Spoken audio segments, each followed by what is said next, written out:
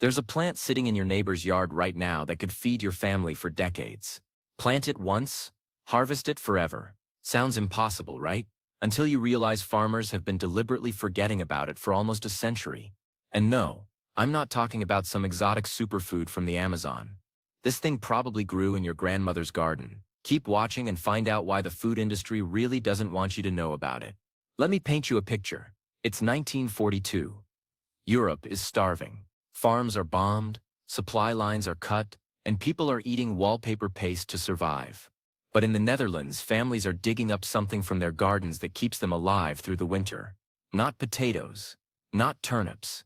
Something better, something that comes back every single year without replanting, survives freezing temperatures and produces more food per acre than almost anything else you can grow. The Jerusalem artichoke. Except it's not from Jerusalem, and it's definitely not an artichoke. The name is a disaster of mistranslation and marketing confusion. Some folks call it the sunchoke, which is catchier but doesn't really help. Most modern gardeners, they call it a weed and rip it out. That's the punchline to a very expensive joke. Here's what actually matters. This plant is a perennial. You know what that means. And it'll feed you until you're too old to bend down and dig. No annual seed buying. No tilling. No babying it through frost. It just keeps going. Like that one houseplant you forgot to water for 3 months that somehow looks better than the ones you actually care about. The sunchoke is native to North America. Yeah, the actual America. Indigenous peoples cultivated this thing long before Europeans showed up with their wheat and their opinions. Tribes across the continent grew it as a staple crop. They understood something we've somehow forgotten in our air-conditioned supermarkets. A crop that takes care of itself is worth 10 crops that need constant attention. When European explorers encountered it, they went wild. Samuel de Champlain wrote about it in 1605, comparing its taste to artichokes. That's where half the confusion started. The other half? Well, the Italian word for sunflower is girasole. Say that a few times fast with a British accent, and suddenly you've got Jerusalem. Congratulations, you've just witnessed how bad translation created 100 years of confusion. But let's get to the really interesting part. The yield. Oh, the yield. A good potato harvest gives you maybe 10 tons per acre if you're lucky and know what you're doing. Corn. Around 7 to 10 tons depending on the variety and how much you've sold your soul to industrial agriculture. The sunchoke. Try 15 to 20 tons per acre, and that's without fertilizer, without pesticides, without irrigation systems, and without a degree in agricultural science. Let me say that again, because it's worth repeating. This plant produces double the food of a potato, asks for absolutely nothing in return, and comes back every single year like a loyal dog. So why isn't every garden and farm in America covered in sunchokes? Good question. The answer is going to make you angry. Sunchokes are ugly. Well, not ugly, but they're knobby, irregular. They look like ginger root had a baby with a potato and that baby spent too much time in the sun. You can't put them through industrial washing and sorting machines. They don't stack neatly. They don't photograph well for grocery store displays. In the world of modern agriculture, if it doesn't look good on Instagram, they're too easy to grow. Yeah, you heard that right. That's a problem in our current system. You can't patent a sunchoke. You can't genetically modify it and charge farmers licensing fees every year.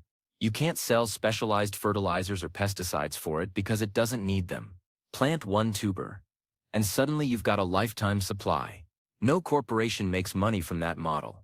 The industrial food system thrives on annual crops. Crops you have to buy seeds for every single year. Crops that need specific fertilizers, specific pesticides, specific equipment. The sunchoke is the ultimate middle finger to that entire business model. It's a one-time purchase with infinite returns. That's not a product. That's a threat. Let's talk about how this plant actually grows because it's honestly kind of absurd. You take a tuber, any size really, and stick it in the ground. Congratulations. You're done. That's the entire planting process. No, seriously, you don't even need to dig a proper hole. I've seen sunchokes grow in compost piles, along roadsides, and in that weird spot behind the shed where nothing else will grow because the soil is basically rocks and sadness. The plant shoots up, and I mean up. These things can reach 10 feet tall, 12 feet if they're feeling ambitious. They grow these beautiful yellow flowers that look exactly like small sunflowers. Because, well, they're in the same family. Bees love them. Which means if you're into gardening, you've just created a pollinator paradise while barely lifting a finger. Come fall, the plant dies back. Looks completely dead. Your neighbors probably think you're neglecting your garden. But underground? Underground is where the magic happens. The roots have been busy creating tubers. Lots of them. Each plant can produce several pounds of food. And here's the kicker. You don't have to harvest them all. Leave some in the ground. They'll survive winter. I'm not talking about mild winters. I'm talking about Canadian winters. Minnesota winters. The kind of winters where your car refuses to start and you question every life choice that brought you to this climate. The sunchoke tubers just sit there underground, perfectly preserved, waiting for spring. Come March or April, they sprout again. More plants, more tubers. Every single year. It's like having a savings account that pays interest in food. Native American tribes knew this. They'd harvest what they needed throughout winter and early spring, leave some tubers in the ground, and the cycle continued. No replanting. No crop rotation headaches. Just reliable food year after year. When European colonists started farming in North America, sunchokes were everywhere. They became a staple crop in colonial gardens.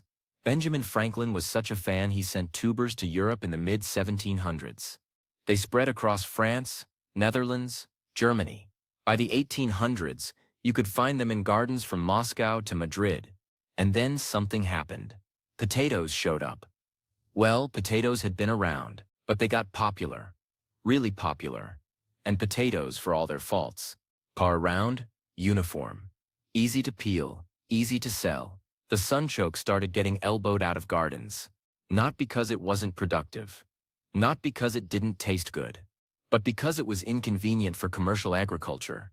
The sunchoke had largely disappeared from European and American agriculture. It became a curiosity. Something your eccentric aunt grew. A heritage plant that people talked about at farmers markets but never actually bought. Then came World War I. Suddenly, food was scarce. And people remembered. Oh right, that weird knobby thing that grows no matter what. Sunchokes made a comeback. They kept people alive when potatoes rotted and grain shipments were blockaded. The same thing happened in World War II. During the Dutch famine of 1944, known as the Hongerwinter, people were eating tulip bulbs to survive. But those who had sunchokes in their gardens, they made it through. The plant doesn't care about war. It doesn't care about supply chains. It just grows. After the wars ended, you'd think people would have learned their lesson. Nope. Back to potatoes and corn and wheat. The sunchoke returned to obscurity. By the 1960s and 70s, most people under 40 had never even heard of it. Here's where it gets really interesting. The nutritional content. Sunchokes are loaded with inulin. Not insulin. The diabetes thing. Inulin. It's a type of fiber that your body can't digest. Which sounds bad until you realize that's actually incredibly good.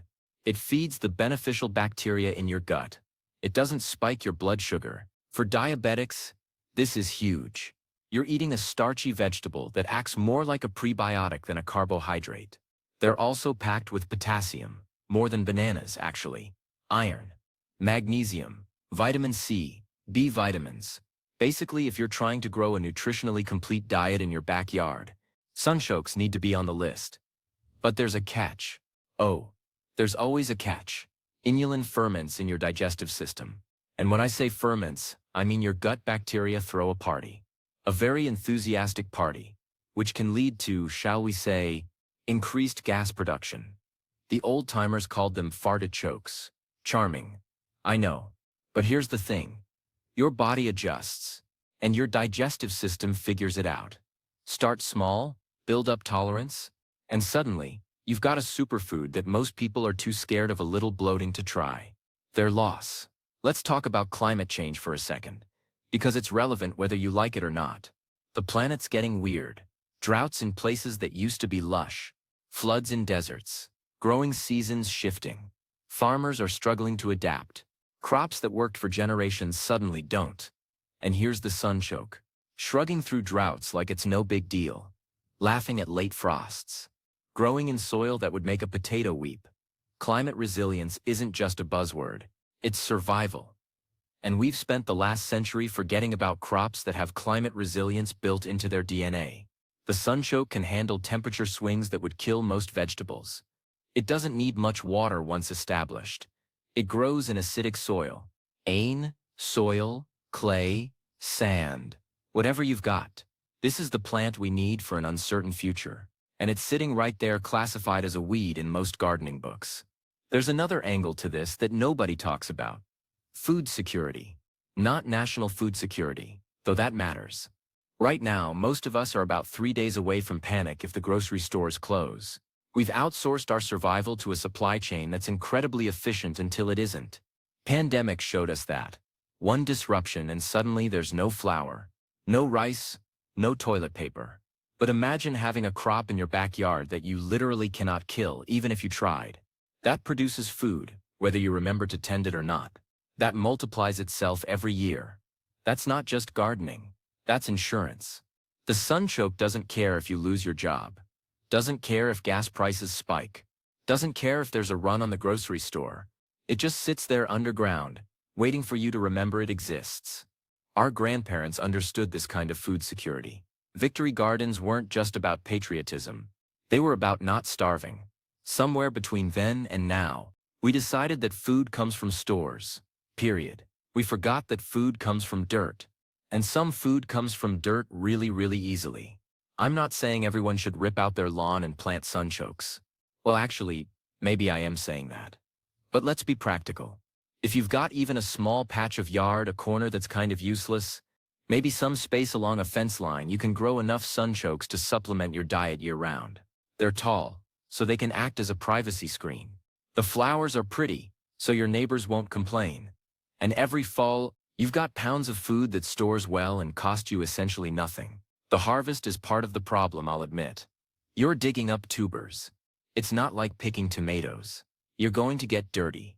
Your back might complain. But compared to the effort of growing potatoes, which require hilling in specific soil conditions and careful timing, digging sunchokes is still easier, and you only dig what you need. The rest stays preserved underground. Some people use them fresh, roasted like potatoes. They've got a slightly nutty, sweet flavor, kind of like a water chestnut met a potato. You can slice them thin and eat them raw in salads, pickle them, ferment them, make soup. Honestly, if you can do it with a potato, you can probably do it with a sunchoke. The French still know what's up. They never fully abandon the sunchoke.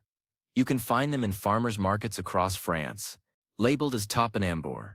French chefs use them in soups, purees, gratins. They treat it like the gourmet ingredient it actually is. Not some Depression-era desperation food. We need to have a conversation about what counts as a successful garden. Modern gardening culture is obsessed with tomatoes, peppers, lettuce, all needing to be replanted every single year. All relatively fragile. Don't get me wrong. I love a good tomato. But there's something to be said for perennial vegetables that just keep giving. Besides sunchokes, there's asparagus. Plant it once, harvest for 20 years. Rhubarb, same deal. Perennial onions. Sorrel. These plants are the foundation of a truly resilient food garden. But we barely talk about them because they're not trendy. The sunchoke is the king of this category. More productive than asparagus. Easier than rhubarb. And unlike fruit trees, which take years to produce, sunchokes give you a harvest the first year, fast returns and long-term investment. That's rare in gardening. So why am I telling you all this? Because something valuable is being lost. Not because it doesn't work, but because it doesn't fit into modern agriculture's business model.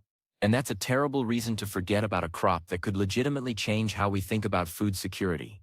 Every time someone rips out sunchokes because they're invasive or too aggressive, a little part of our collective food knowledge disappears. Yeah, they spread. That's the point. That's why they're so valuable. An invasive plant in a vegetable garden is just a really successful crop with a PR problem. I'm not suggesting we go back to subsistence farming. I like grocery stores. I like variety. But there's a middle ground between industrial monoculture and complete dependence on a fragile system. That middle ground includes plants like the sunchoke. Climate-resilient food that requires almost no input and gives back year after year. If you take one thing away from this, let it be this. The sunchoke isn't a forgotten relic. It's a solution to problems we're currently facing. Water scarcity, climate instability, food cost inflation, supply chain vulnerability. This one weird knobby tuber addresses all of it. The fact that nobody knows about it isn't an accident. It's the result of a century of agricultural policy that favors corporate profits over food security. But here's the good news. You don't need permission to grow a sunchoke. You don't need special equipment. You need one tuber and a patch of ground. Plant it once. Harvest it forever. It's not magic. It's just a really good plant that we've been ignoring for way too long. Thanks for watching. If you found this helpful, there's more where this came from. And if you're still skeptical about the sunchoke, fair enough. But maybe grab a tuber next spring and just see what happens. Worst case scenario, you've got some tall yellow flowers.